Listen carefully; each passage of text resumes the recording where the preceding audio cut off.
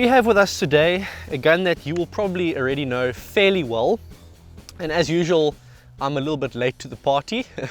Normally with reviews the goal is to get the gun as soon after it's released as possible, but I've just been very busy this year and FX hasn't been able to get me this gun early enough to be one of the first to the party, but nonetheless I think it's worthwhile taking the time to look at the Wildcat MKIII. The reviews that I've done on the Wildcat and the comparison video I did, the Wildcat MKI versus Wildcat MKII, will cover 90% of this gun. The point of today's video is to talk about the differences between the MKIII and earlier versions and why I feel these differences are so important, and why I think, although the differences may on paper seem fairly small, how it's actually quite a step forward considering the kind of shooting culture we find ourselves in today. Now, when the Wildcat was first released, the first version of the Wildcat, the MKI, it was released the same time as the Impact, and at the time we could not have anticipated how freakishly popular the Impact would become. And I think part of the reason the Impact has become so popular is because it's become sort of the AR-15 of the airgun world. It's an extremely modular system where there's tons of aftermarket parts. You can buy a stock standard Impact and turn it into whatever you want. You can turn it, just in 22 caliber, you can turn it into like 75 foot-pound slug gun, or you can have a super compact gun shooting extremely light pellets at close range. Like, you can do anything you want with it. The Wildcat is very, very different. The Wildcat is not that modular gun that you can do everything with. The Wildcat's more known for simplicity. It's the gun that you pick up if you don't want to be tinkering around. It's the gun that you pick up if you want something simple and light that's never going to give you any problems. And that's actually one of the main differences between the Wildcat and the Impact when they were first announced. Yes, they look different. Yes, the Wildcat and Impact still look fairly similar today as they did originally. But in terms of what makes them fundamentally different, they were both bullpups, but the thing that made the Impact so unique was the fact that it had that breech block, or the main block further forward with all the, all the internal components right here above the trigger. And that meant it was the first bullpup to not need some sort of trigger linkage, whereas the Wildcat was always a traditional bullpup that had the block and the action right at the back. So that was a fundamental difference, and those differences remain the same, but things have changed. So let's talk about what makes the Wildcat MKIII such a different gun actually from the MKII, and let's talk about why. Starting with the internals, I want to talk about the parts that you don't get to see when you look at pictures of these guns. Actually, before we talk about what's changed, let's talk about what hasn't changed, because what hasn't changed, there's some great features there too. The Wildcat's always been known as a lightweight, simple gun, and it's actually the main gun that I would pick up if I was purely going to do like a long walk and stalk for, let's say, tree squirrels or something like that. The only reason I've normally ended up taking the Impact and other sort of high power guns is that I'm scared of being caught out in an opportunity where I've got a chance to take a very long shot and I don't have my long range gun with me. So the Impact for me, just because I've set it up with heavy slugs for long range, I tend to be happy sacrificing a bit of comfort for that potential opportunity of taking a long shot, and a lot of the time it's paid off. I've had the chance to take a long shot. But this is a fantastic little woods walker. What I've done with this one is I've asked for the short version. I've got a little Donny FL silencer on the front. It's the FX Airguns Donny FL that FX Airguns made, or asked Donny to make. It's the perfect size for something like this. I've got the synthetic stock, which I think gives the best grip out of all of them, and it's the lightest. I've got a Spartan Javelin Bipod, which you'll see here in a little leather sheath, which is absolutely awesome. I can put this on my hip, and when I'm ready to use it, I can rip it out, and it's got a magnetic attachment on the front where I can pop it open and I can sit it right in, and there's my bipod. So for a woods walker gun where you're likely to not be using a bipod, you can keep it off whenever you want it off, and you can keep it lightweight. And then I've got the sling. You don't have all this weight above the sling, and it's probably the best gun you can possibly get for just slinging over your shoulder and walking with. And then obviously it's a great gun to shoulder. You've got a nice cheek piece on top, shoulder pad, really nice pistol grip that Ted Beer helped to work on. Ted is one of the reasons the stock came to be, and it's actually been copied quite recently by some very well-known companies. But yeah, that's what I like about the Wildcat, and it's nice to see that the things that I like haven't really changed. So onto the changes. Let's talk about internals first, because I think that's probably the most important part of what's changed. We've seen some pretty drastic changes over the past few years. We've suddenly had the introduction of new projectiles like slugs, and that's one of the reasons that the Smooth Twist X barrel system, which is on this gun, has been great to have.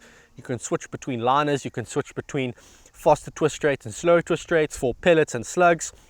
However, on the Wildcat Mark II, there was one big drawback in that it didn't have the adjustability that you needed for switching between pellets and slugs.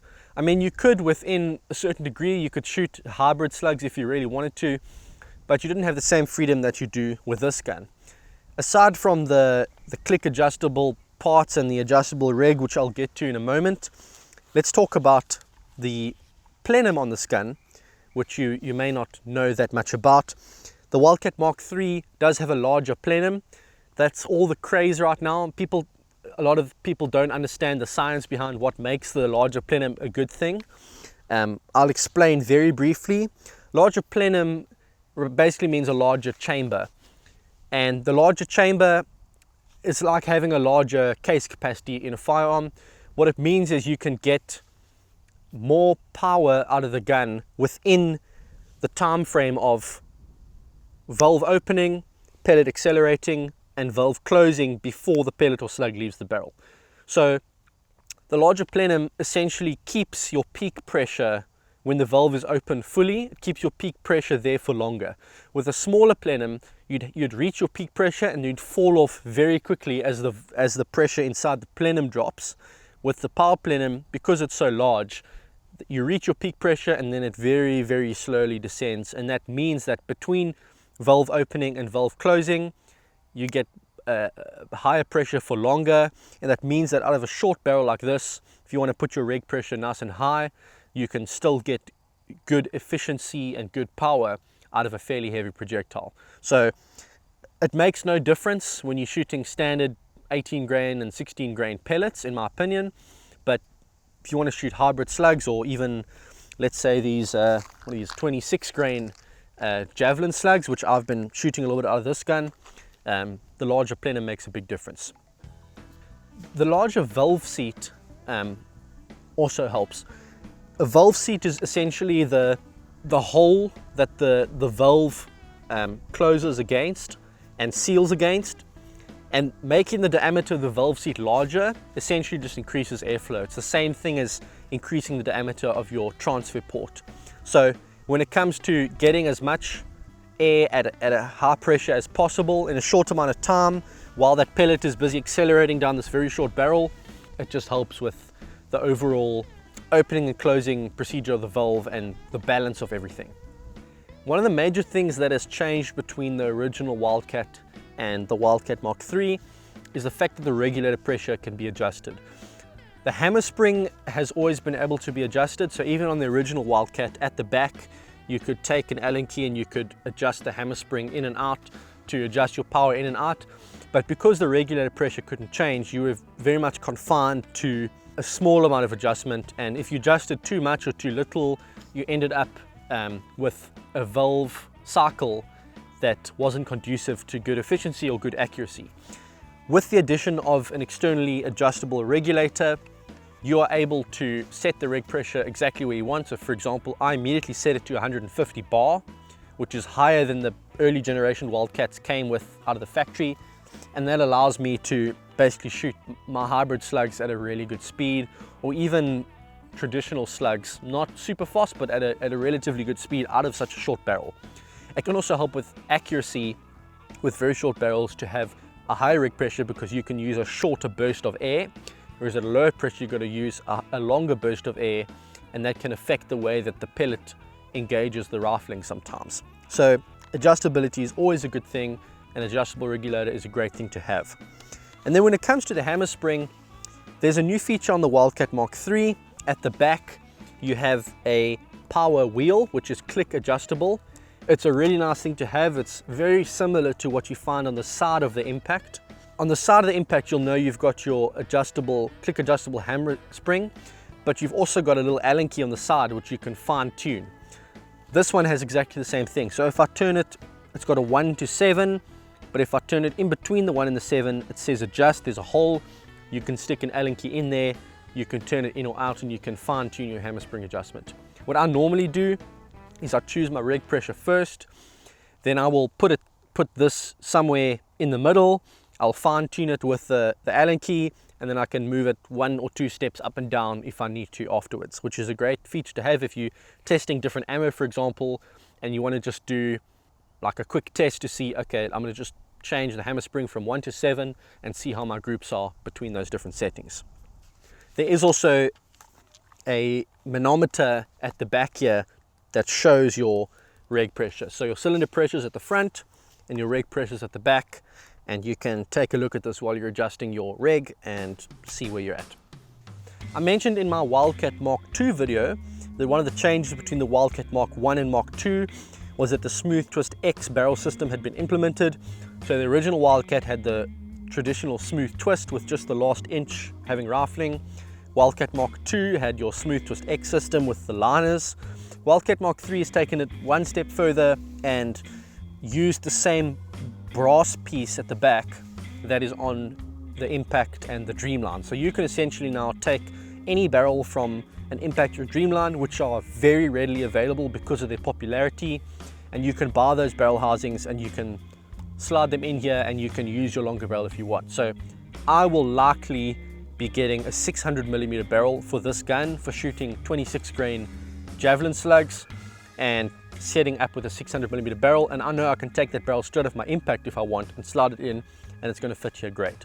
And I can take magazines from other guns as well and fit them in here because the Wildcat no longer uses that 8-shot rotary magazine. I actually kind of like the 8-shot rotary magazine, if I'm honest, and I like the fact that there were guys making aftermarket magazine holders for those magazines that you could slot onto the side here. But it's actually one of the few aftermarket parts available for the Wildcat. But I'm not too upset that they're gone because the new magazine is better if I look at it objectively. New magazine in 22 caliber holds 18 shots, and because it's the same side shot system where you can, turn that little knob and take the lid off, it's very easy to load as well, and because it can close, there's no way of getting dust or sand in there, which is actually a good thing when it comes to hunting. Plus, with the old style magazines, I had to make a little scratch to show when the magazine had done a full turn and when I was out of shots. Otherwise you would load thinking you have a pellet in the chamber and you'd fire and nothing would come out. With this magazine, you know when you're done because you can hear the magazine spinning around and clicking, and you can feel the bolt doesn't close anymore. So that's a great thing to have. Plus, these magazines are relatively inexpensive because they're made from plastic molds. So you can get a few, and having 2 or 3 shots with 18 is better than having a bunch of 8 shots. So that's a great thing to have. Aside from the magazine change, they also made a minor adjustment to the feeding pin. The feeding pin, or pellet probe, whichever you want to call it, on the old Wildcat was like a crescent shape, and that didn't put even pressure on the pellets. I never really noticed any negative accuracy because of this, but regardless, they have changed that to a fully round cylindrical style pellet probe, which engages the skirt and helps to seat everything in properly, and you should not have any issues with that as well. I never heard of any issues with the previous setting. I'm just telling you what has changed with the new one. And then also, one more thing I've noticed that's changed on the threading on the front for the silencer. In previous generation Wildcats, there was a larger thread section on the front. They've changed that to 1/2 inch U and F, and I'm quite glad about that because you can use most silencers without needing an adapter. The older one, I needed an adapter. I hated it. the new one, you can just slide your silencer straight in. If you don't want your silencer, you can use the cap that comes with it. And if you want a full shroud, Andrew Huggett does make one. This is from my old Wildcat, but this is a one-piece shroud. It looks beautiful, and I'm going to try this sometime this afternoon and see how it works, because it looks about the same length as the shroud and silencer combo, but with these cool cutouts, I think it might even look a little bit better. So give that a try as well. If there's maybe two things I don't like, the one, I guess, first one's just me being really picky, and that's the trigger linkage. I know there's absolutely nothing that anyone can do about that, but coming from an Impact or a Crown to a Wildcat, you do notice that the trigger linkage does make the trigger a little bit sloppy. But in saying that, I've used a lot of guns with a trigger linkage, and this is still one of the best. It's very difficult to get that trigger sensitivity using that long linkage all the way from the front to the back. The reason I'm not going to complain too much about this is because having the block at the back does reduce the price a lot. It's one of the things that makes the Wildcat so much cheaper than an Impact. So I'm happy to deal with a little bit less sensitivity on the trigger if it means I'm going to pay a lot less for the gun.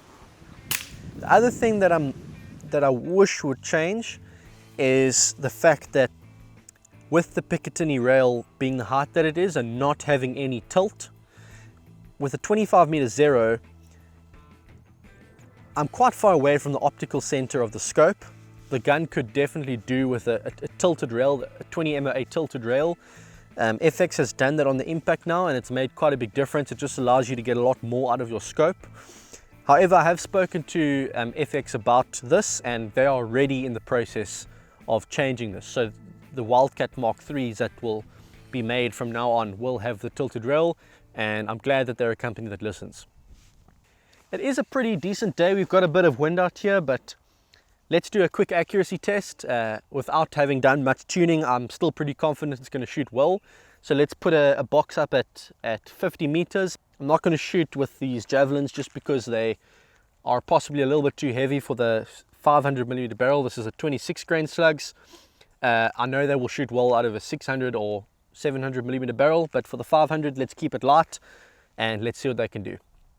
Right, so it looks like we've got a bit of a lull in the wind. It's blowing a little bit from right to left, but it's not too bad. So I'm going to go for it. 50 meters, which is like 55 yards.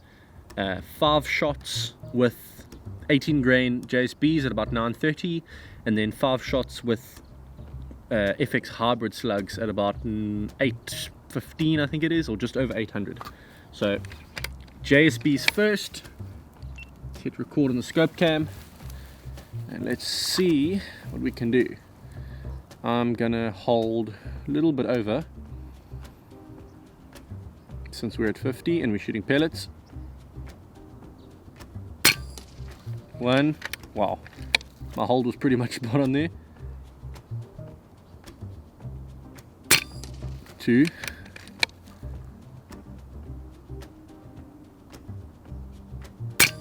3,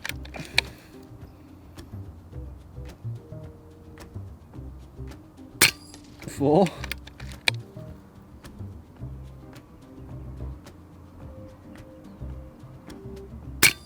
5. Goodness me, that's good. They're all touching each other, and I promise you I've never shot this gun beyond 25 meters before, so to just guess that hold and just get its dead center like that, very happy with that. But anyway, I'm going to stop that there. As I said, I would have liked to shoot traditional slugs as well, but to be honest, a 500mm pellet liner, it's possible, but you're pushing the limits a little bit of what's not what's possible, but what can work. So you'd have to use very light slugs, and you'd have to do a lot of tuning to get them shooting well.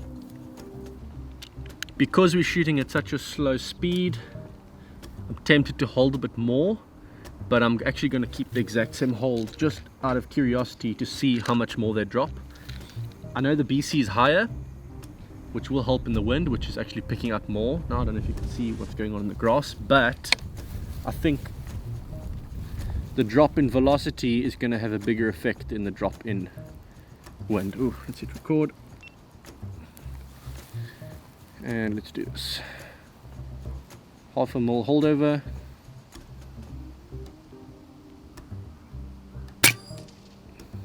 Okay, it's a little bit low.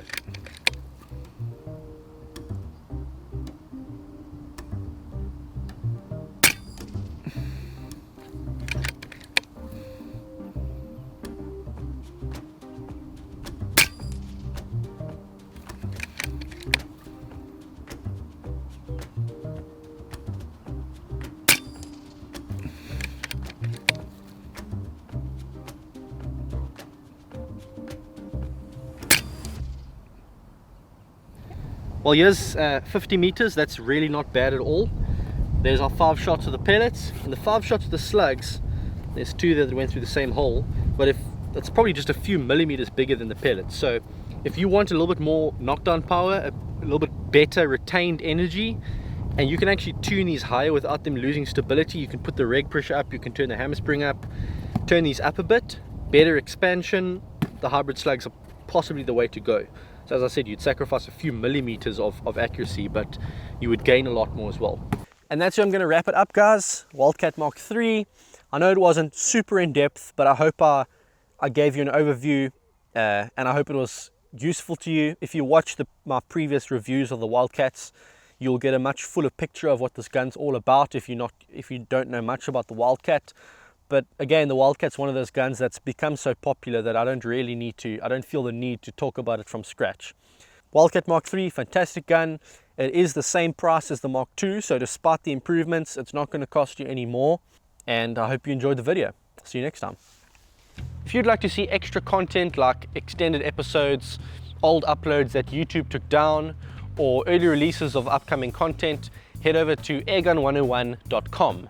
You'll be able to find many other airgun content creators on the site and a safe place where we can build a community and help each other out. It's a real practical way of supporting content creators like myself without paying a cent, as the sponsors of the website help contribute towards the running costs of my channel. Alternatively, you can find me on other social media platforms, on my vlog channel, and on Patreon. Thank you so much for the support, and I'll see you on the next one.